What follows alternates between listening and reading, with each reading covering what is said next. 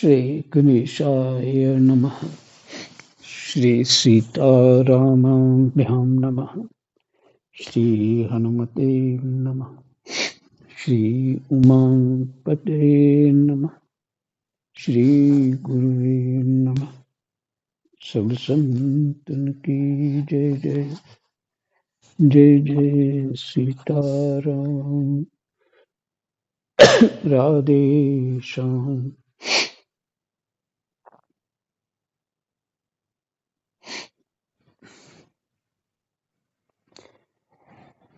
दशम स्कंध 85वां अध्याय।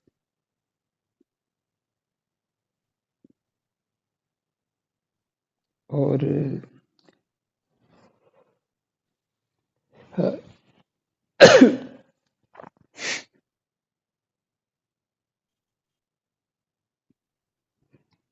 दशम स्कंद 85वां अध्याय श्लोक नंबर 51 तक हो चुका है।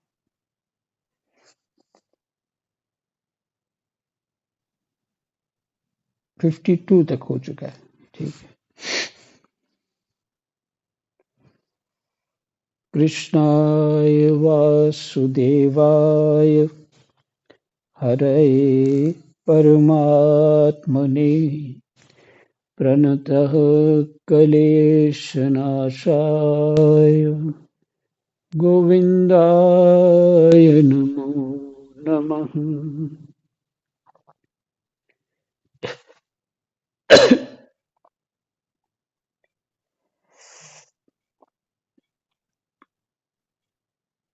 सूतन लोक से भगवान कृष्ण जी ने माता द्रौपदी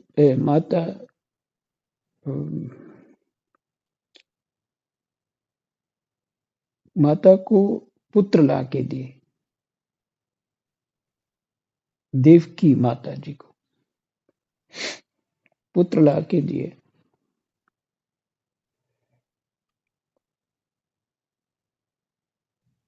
उन बालकों को देखकर देवी देवकी के हृदय में वात्सल्य स्नेह की बाढ़ आ गई। उनके स्तनों से दूध बहने लगा। वे बार-बार उन्हें गोद में लेकर छाती से लगाती और उनका सिर सूंघती।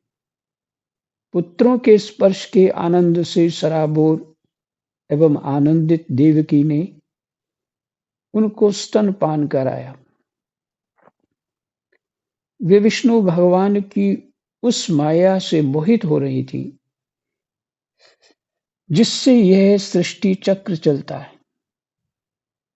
परीक्षित, देवकी जी के स्तनों का दूध साक्षात अमृत था। क्यों ना हो, भगवान श्री कृष्ण जो उसे पी चुके थे। उन बालकों ने वही अमृतमय दूध पिया।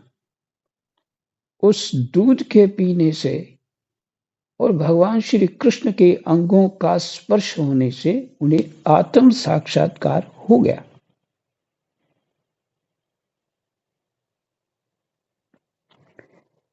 इसके बाद उन लोगों ने भगवान श्री कृष्ण, माता देवकी, पिता वसुदेव और बलराम जी को नमस्कार किया। तदनंतर सबके सामने ही वे देवलोक में चले गए। भगवत कृपा से साक्षात्कार हुआ।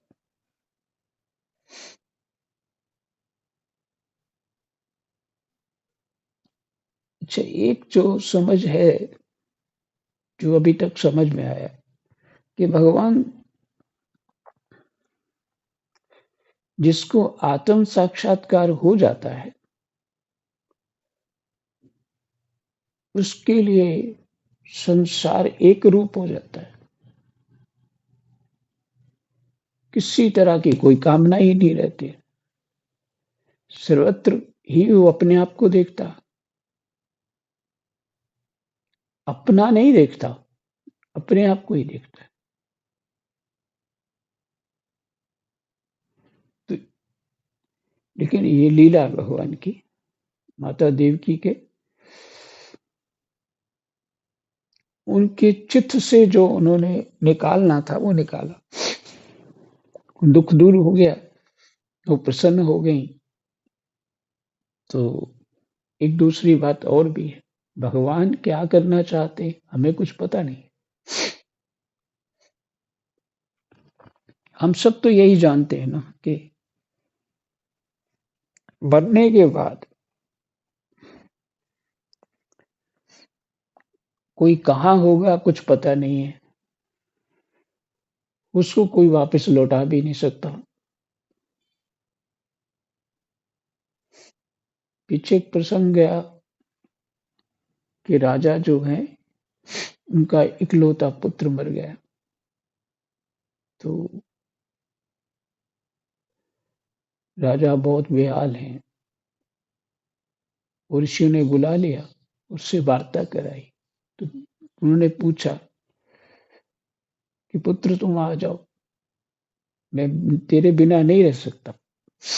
तो उन्होंने कहा कौन पुत्र, मेरा कर्म ही के कारण मैं तुम्हारे यहाँ जन्म लिया, न जाने कितनी बार तुम ही मेरे पुत्र हो चुके हो, और हम दोनों कितनी बार शत्रु भी बन चुके हैं। तो जो उस जीव ने कहा उसके बाद उसको शांति हो गई।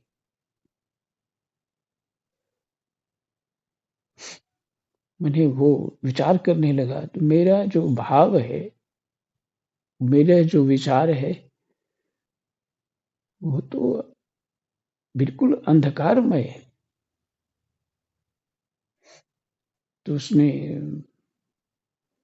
उनके ऋषियों के राजा को स्वतः ही समझ में आ गया। तो फिर ऋषियों से प्रार्थना की कि मुझे अब मेरे हृदय में प्रकाश कर दो, मुझे उपदेश करो। तो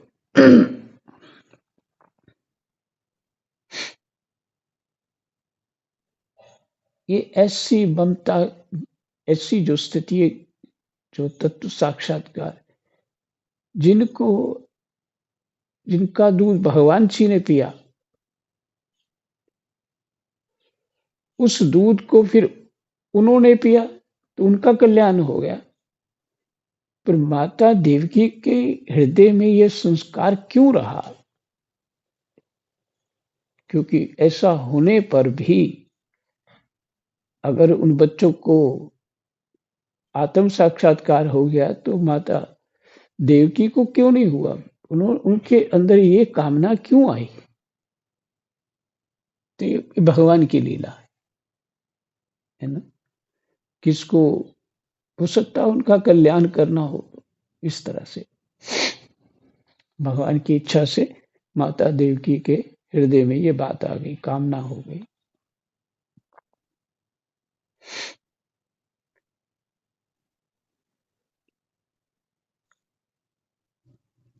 उस दूध के पीने से और भगवान श्री कृष्ण के अंगों का स्पर्श होने से उन्हें आत्म साक्षात्कार हो गया।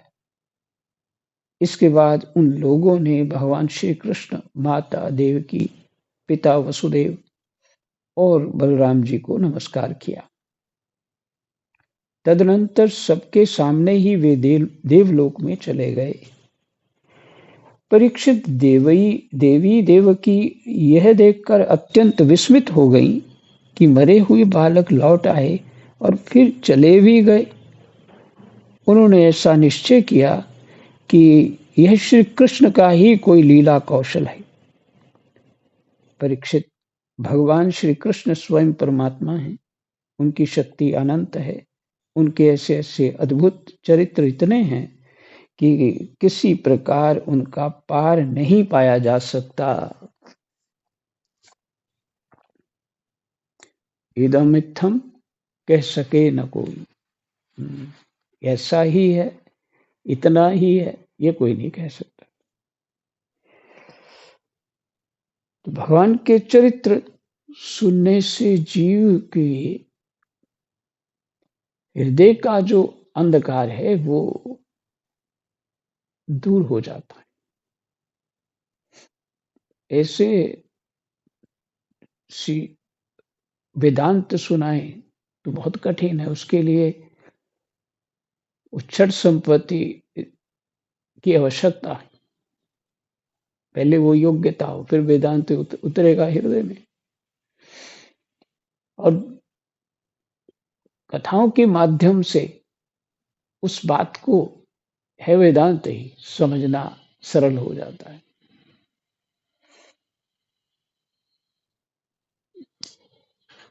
चिंतन ये होता है कि ऋषियों ने हमें हलवा बना के दे दिया कि जोर भी नहीं लगाना पड़ेगा, चबाना भी नहीं पड़ेगा। ऐसे ग्रंथ, शास्त्र, पुराण हमारे सामने रखे कि जीवों का कल्याण हो जाए इस भावना से। पर हमारा ऐसा दुर्भाग्य है कि हम उसको देखते तक नहीं है, पंडितों की पोथी मान लेते हैं। पंडितों ने लिखा है। बहुत सालों तक तो मैं यही बोलता था सबको, पंडितों ने लिखा, क्या लिखा। जब पढ़ने लगा तब समझ में आई पंडितों के बस की बात नहीं है। हम्म,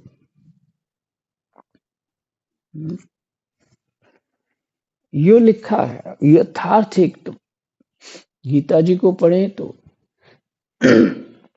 बीज के अंदर बीज निकलते रहते हैं।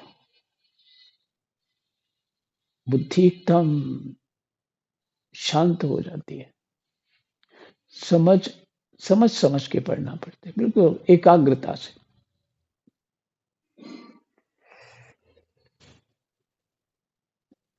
ये एक तप है और ये साधना है। बुद्धि ही तो भ्रमित है हमारी। बुद्धि को तो ही हमने शुद्ध करना है, मन को ही तो ठीक करना है। बाकी सब कुछ तो तुम ही हो, भीतर ही तुम सब कुछ। उस आवरण को तो हटाना है। इसीलिए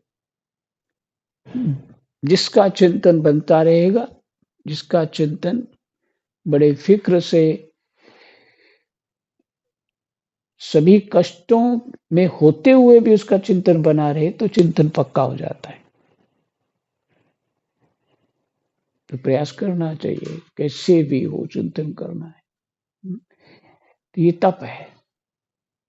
तो उससे क्या होगा, जैसा चिंतन होगा वही रूप हो जाओगे। जैसा चिंतन होगा वही रूप हो जाओगे। संसार क्यों नहीं छूटता। हमने सुख दुख को, उस संसार का चिंतन बहुत गहराई से किया, दिन रात किया। तो संसार की जो अज्ञान रूपी सिद्धि है, हमें अनंत, मतलब अगर 60 साल के हैं तो 12 साल में एक सिद्धि हो जाती है साधारणता से। तो 4 बार तो सिद्धि हो ही गई लगभग संसार की। जन्म लेते ही 5 बार हो गई।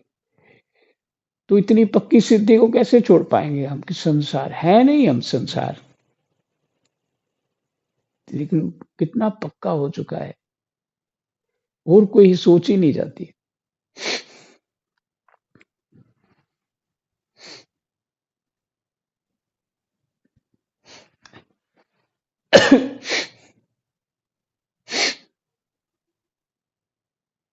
तो इसलिए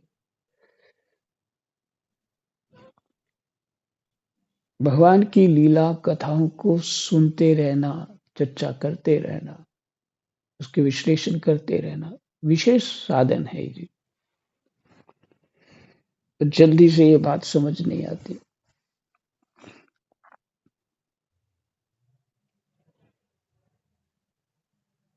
उनके ऐसे ऐसे अद्भुत चरित्र इतने हैं कि किसी प्रकार उनका पार नहीं पाया जा सकता। राम सूत जी कहते हैं, शौनक आदि ऋषियों, भगवान श्री कृष्ण की कीर्ति अमर है, अमृतमयी है। अमृतमयी है। ये शब्द जो है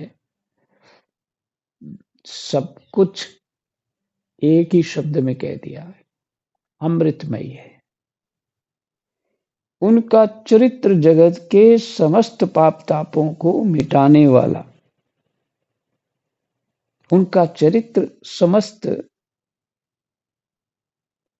जगत के पाप तापों को मिटाने वाला,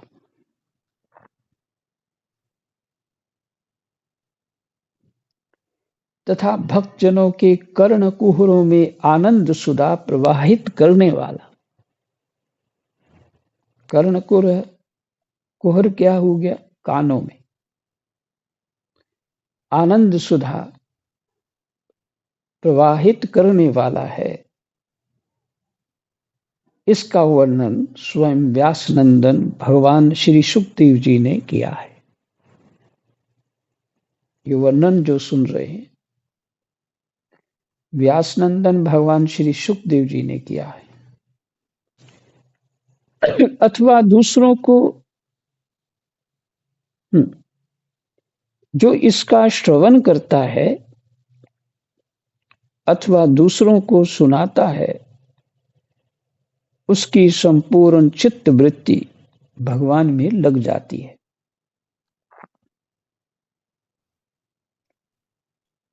सुनता है अथवा सुनाता है, उसकी पूर्ण चित्त वृत्ति भगवान में लग जाती है और वह उन्हीं के परम कल्याण स्वरूप धाम को प्राप्त होता है।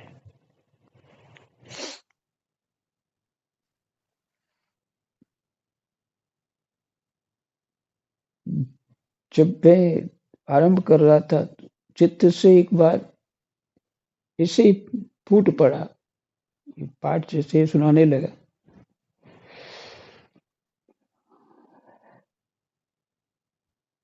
क्या बोल रहा था मैं?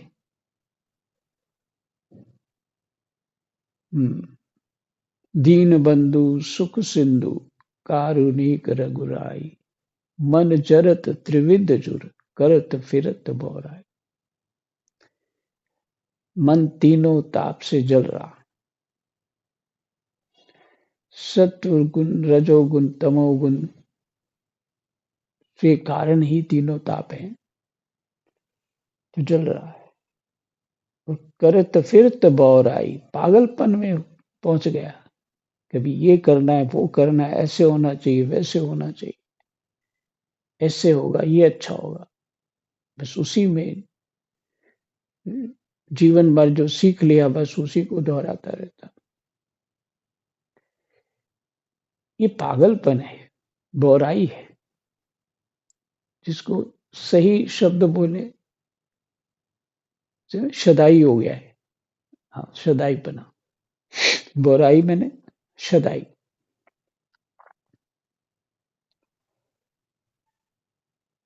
तो पाठ के अंत में देखिए कितना अच्छा उत्तर में मुझे प्राप्त हो गया। तो फिर सुनाता हूं ये उत्तर। शौनक आदि ऋषियों, भगवान श्री कृष्ण की कीर्ति अमर है, अमृतमयी है। उनका चरित्र जगत के समस्त पाप तापों को मिटाने वाला है।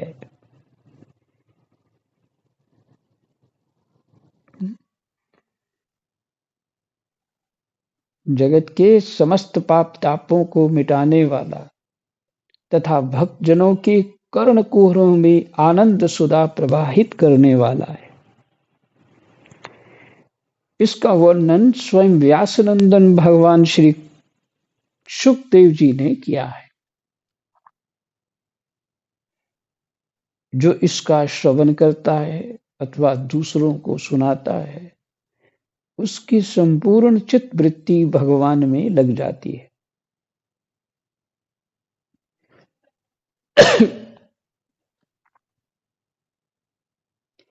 और वह उन्हीं के परम कल्याण स्वरूप धाम को प्राप्त हो जाता है।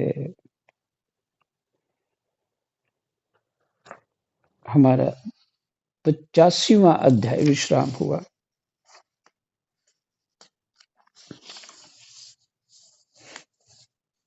86वां अध्याय।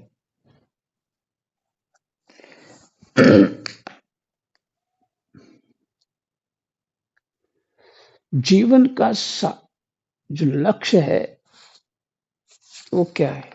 जो लक्ष्य है इसे बता दिया पूर्ण रूप से। चित्त वृत्ति भगवान में लग जाती है। मैं बार बार उस बात को इसलिए बोलता हूं कि आपका ध्यान कहीं इधर उधर हो तो किसी एक बार भी ठीक से सुनाई दे गया तो कल्याण हो जाएगा। उसकी संपूर्ण चित्त वृत्ति भगवान में लग जाती है। हमारा लक्ष्य क्या है? संपूर्ण चित्त वृत्ति परमात्मा में लगाना।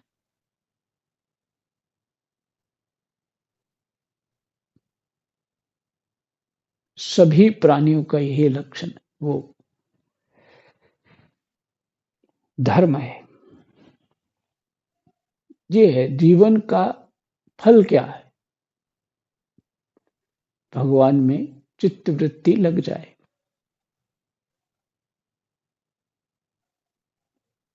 और इसी का पालन करना, इसके लिए जीवन रखना, इसके लिए जीवन चलाना, यही धर्म है, यही परम धर्म है। लौकिक धर्म से शुद्धि होगी, अगर अशुद्धि हो रही है तो छोड़ दो उसको भी और सीधा परम धर्म पे आ जाओ। इसलिए जब पालौकिक धर्म पकड़ लिया, भगवान की उपासना पकड़ ली, फिर पीछे मुड़ के नहीं देखना चाहिए। कैसा करना अच्छा होता है, पीछे जो ज्ञान है उसको छोड़ दो सब। बस एक ही धर्म है, भगवान में चित्त वृत्ति रखना, किसके लिए कुछ करना, ये करना, वो करना, ये बिल्कुल गलत हो जाएगा। पीछे मुड़ के नहीं देखना चाहिए। फिर तो ये और चीजें जो पुण्य पुण्य वाली बातें वो भी छोड़ दो, कहीं और चित्त ना जाए। इसलिए सन्यास जो धर्म है या वैराग्य धर्म माने वैराग्य सन्यास जो है, उसमें क्या होता है? सब कुछ छोड़ देते हैं, सिर्फ परमात्मा का चिंतन। और फिर चित्त वृत्ति परमात्मा में लग गई, हो गया काम। हमारा काम सिर्फ इतना ही है। कल्याण हो ना हो, क्या करना है क्या नहीं करना है वो भगवान जाने, परंतु परमात्मा में चित्त वृत्ति थोड़ा भी लग जाना, इससे बड़ा कोई कल्याण नहीं है जी।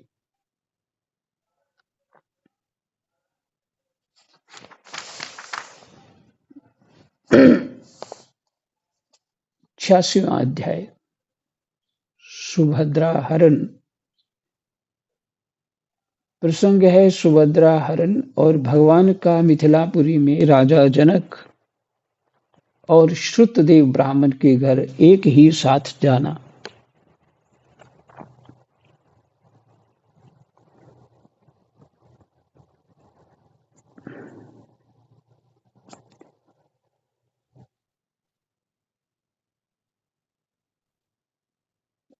राजा परीक्षित ने पूछा, भगवान, मेरे दादा अर्जुन भगवान श्री कृष्ण और बलराम जी की बहन सुभद्रा जी से जो मेरे दादी थी, किस प्रकार विवाह किया? मैं यह जानने के लिए बहुत उत्सुक हूं। श्री सुखदेव जी ने कहा, परीक्षित, एक बार अत्यंत शक्तिशाली अर्जुन तीर्थ यात्रा के लिए पृथ्वी पर विचरण करते हुए प्रभास क्षेत्र पहुंचे। अत्यंत शक्तिशाली अर्जुन तीर्थ यात्रा के लिए पृथ्वी पर विचरण करते हुए प्रभास क्षेत्र पहुंचे। वहां उन्होंने यह सुना कि बलराम जी मेरे मामा की पुत्री सुभद्रा का विवाह दुर्योधन के साथ करना चाहते हैं।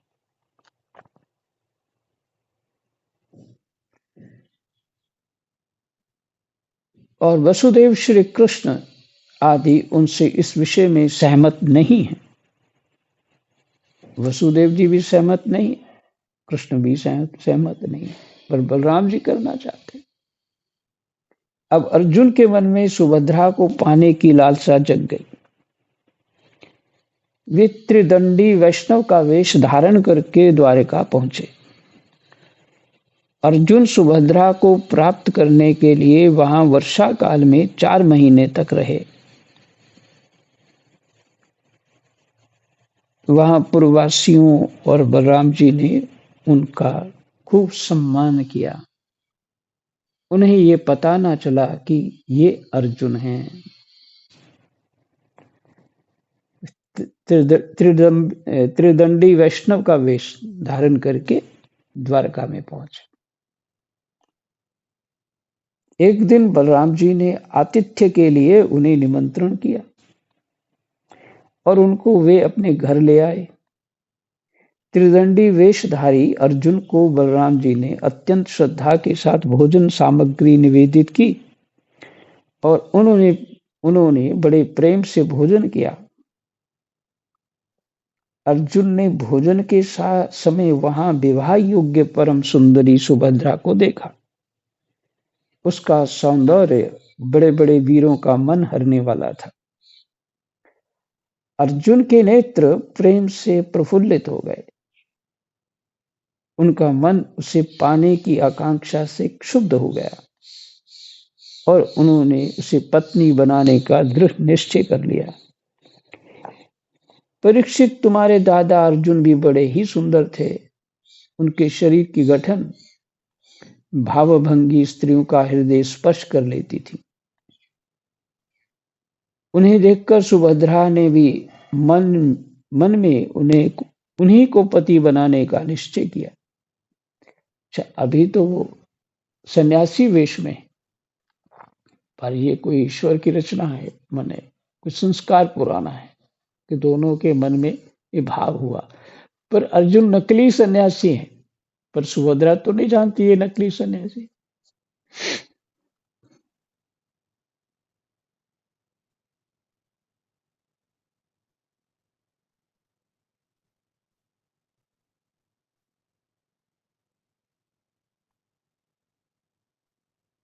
उसने अपना हृदय उन्हें समर्पित कर दिया। अब अर्जुन केवल उसी का चिंतन करने लगे और इस बात का अवसर ढूंढने लगे कि इसे कब हर ले जाऊं। सुभद्रा को प्राप्त करने की उत्कट कामना से उनका चित्त चक्कर काटने लगा।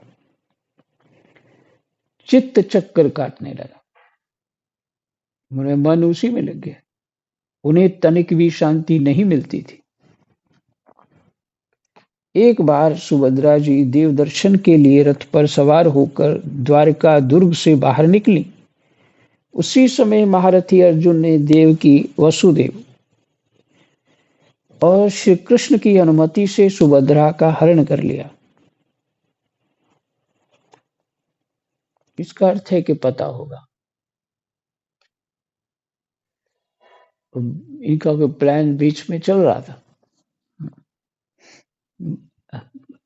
कृष्ण है बीच में, तो लीला तो होगी।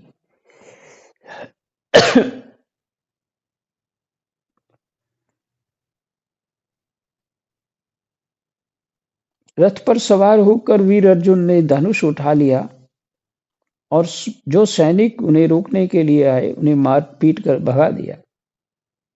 सुभद्रा के निर्जन रोते चिल्लाते रह गए और अर्जुन जिस प्रकार सिंह अपना भाग लेकर चल देता है, वैसे ही सुभद्रा को लेकर चल पड़े। यह समाचार सुनकर बलराम जी बहुत बिगड़े। वे वैसे ही क्षुब्ध हो उठे जैसे पूर्णिमा के दिन समुद्र। परंतु भगवान श्री कृष्ण तथा अन्य सुहृद संबंधियों ने उनके पैर पकड़कर उन्हें बहुत कुछ समझाया बुझाया बुझाया मैंने जनाया कुछ बातें, तब वे शांत हुए। इसके बाद बलराम जी ने प्रसन्न होकर वर वधू के लिए बहुत सा धन सामग्री, हाथी, रथ, घोड़े, दास दासी दहेज में भेज दिए।